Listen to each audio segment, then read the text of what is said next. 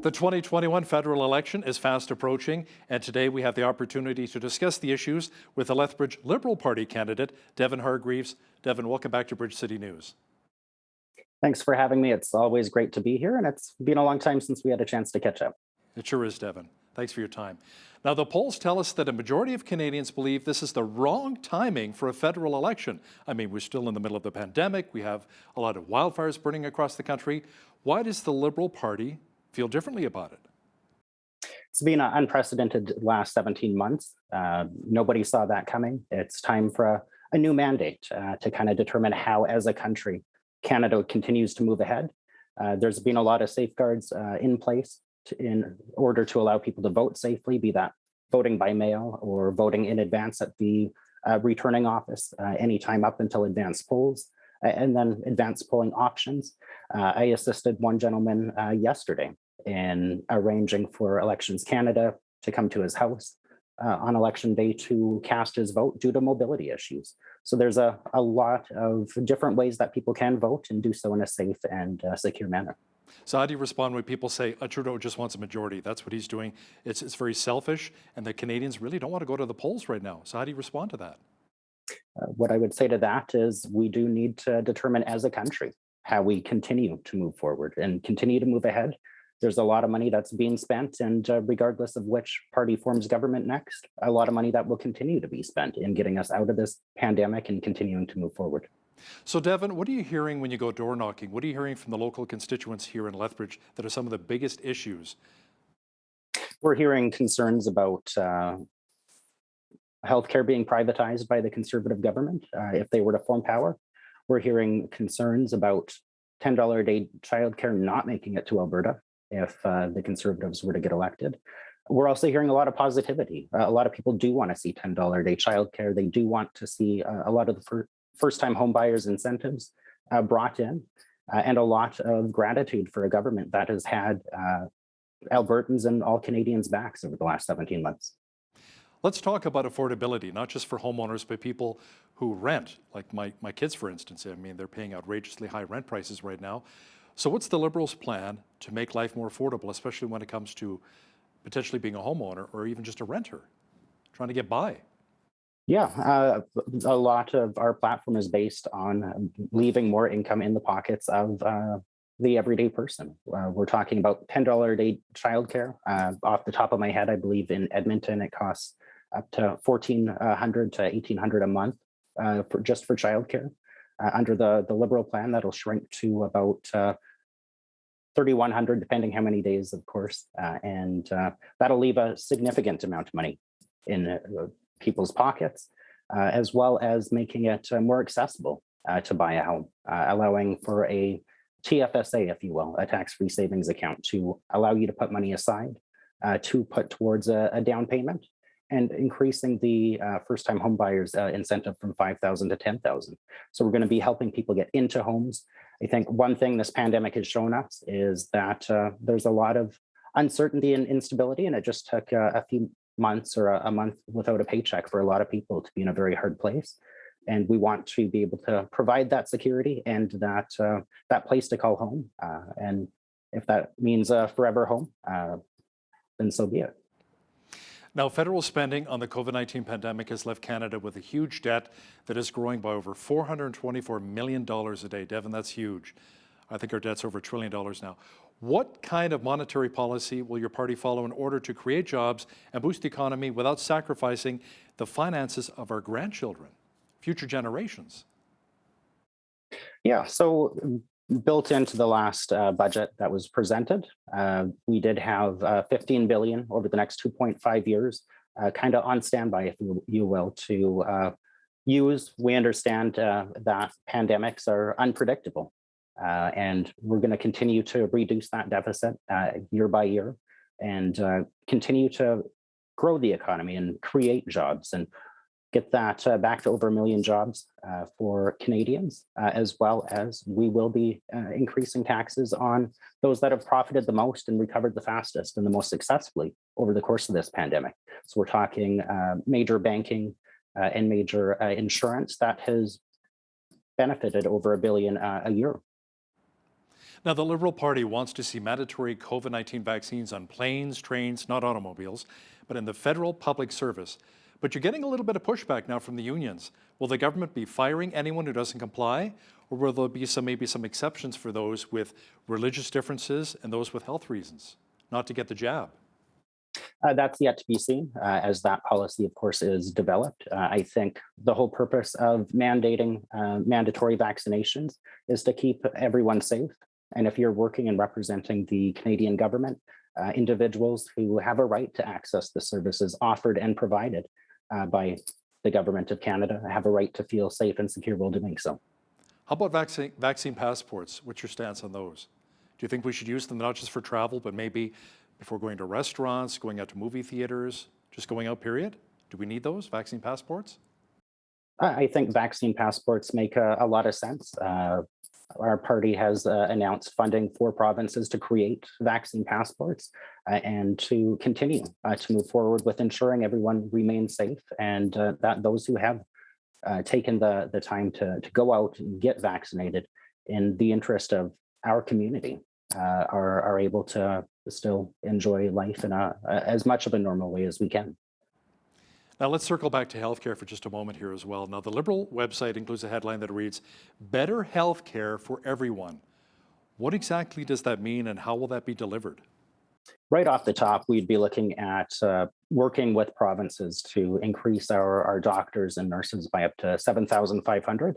As I'm sure a lot of people in Alberta have noticed, and I've heard this a lot at the doors, under a conservative provincial government, under Jason Kenney, a past federal minister, we're seeing doctors leave this province in unprecedented numbers. Off the top, I think over 30 doctors have left Lethbridge. It's a huge issue for our community. And so to be able to get everyone the right to a family doctor and someone to provide care for them and their families is essential in order to ensuring our communities are safe and remain healthy. As well, we're looking at increasing pay for long-term healthcare workers. I don't think anyone wants to see what happened in Ontario earlier last year, where they had to send the army in to help. So instead of having individuals working for minimum wage, if you will, and having to work at numerous facilities, which greatly contributed to the transmission of COVID between those facilities, let's give them a living wage and continue to provide great care for our seniors. They're the reason we're here today, and we owe it to them to continue to protect them and ensure they're cared for. Now you talked about the shortage of doctors. We've seen that across the province here. How can we work with the province to attract more doctors to some of the smaller cities as well, like Lethbridge and Medicine Hat? I think Lethbridge is a great city to raise a family, to buy a home, and to really enjoy everything our community has to offer. I think working with the provincial government may at times be difficult, but our Liberal government has managed to do that throughout the course of this pandemic. And if re-elected, would continue to extend an outstretched arm to care for all Albertans and all Canadians.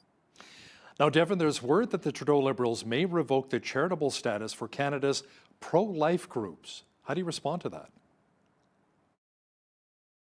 I'm definitely pro-choice myself. I think that abortion is a medical thing, and it's not up to individual belief, regardless of what one's beliefs may be on that, to hinder people from seeking care and treatment. I think it's a good idea. We've had in Lethbridge numerous complaints, numerous issues with pro-life groups that have stepped up and cause trauma, and it can be emotionally damaging to people. I remember one Pride Fest we had. They felt the need to continue to bring their literature and signs down to Pride in the Park when I was chair. And I mean, that's kind of a group that is not going to be looking at abortions as much per se. But it can be traumatizing to see those images. It can be harmful to individuals' health. It can be a medical need to get an abortion at times. Devon, as you know, we have an opioid crisis here in our city, also the crime and homeless issue, which seems to be tied in with that.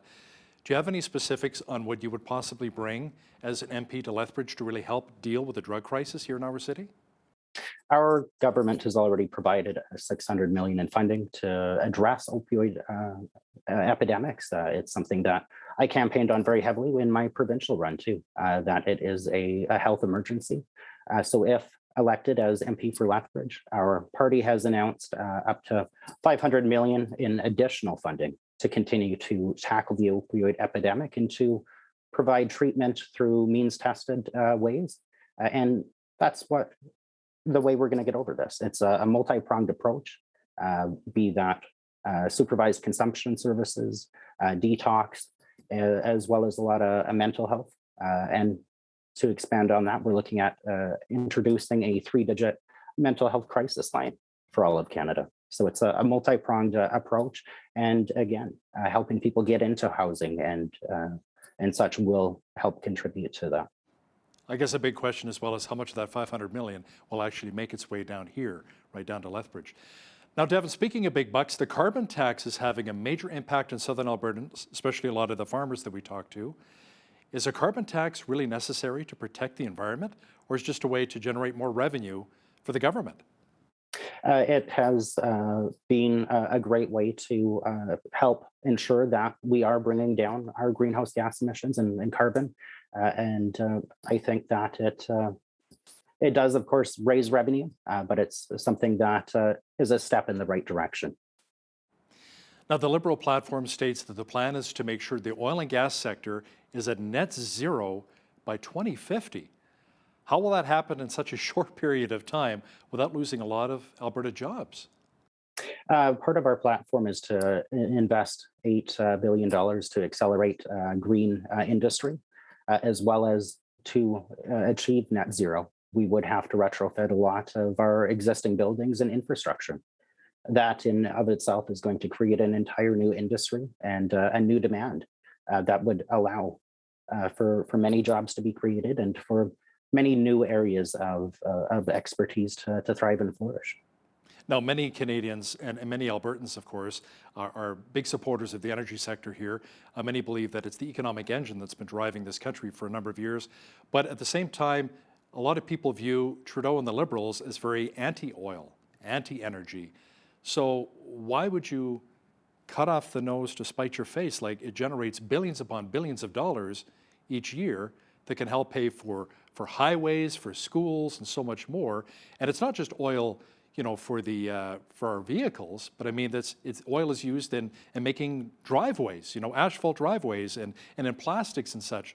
So why attack such an industry that creates so much revenue? What are your thoughts? I think climate change is a very real thing. I guess it does depend who you ask. The Conservative Party voted down that to acknowledge its existence. But I think if you've spent a summer in Lethbridge like I have, and you've been faced with 35 plus weather for weeks on end, and then smoke and the like, as well as being confined at home due to a global pandemic, it becomes inevitable that we have to admit that climate change is real. It does exist. And as a world, as a global group of people, we do have to find ways to start addressing that. And I think it's great that Canada is ahead of the curve. We're doing what we can to do our part to reduce greenhouse gases, carbon, and continue to move forward for everyone. Now, back in 2015, Prime Minister Justin Trudeau made a promise to end long-term drinking water advisories on our First Nations by the spring of 2021, I believe. But now the party says it won't happen until 2024, even later. Why the delay, and what do you tell First Nations people who express doubt in the Liberal promises? Of course, COVID was a big factor in a lot of things in our world, including getting individuals in there to assist in water treatment and the likes. Since taking office in 15, our Liberal government has reduced over 100 longstanding water advisories, as well as preventing just under 200 short-term water advisories from becoming long-term.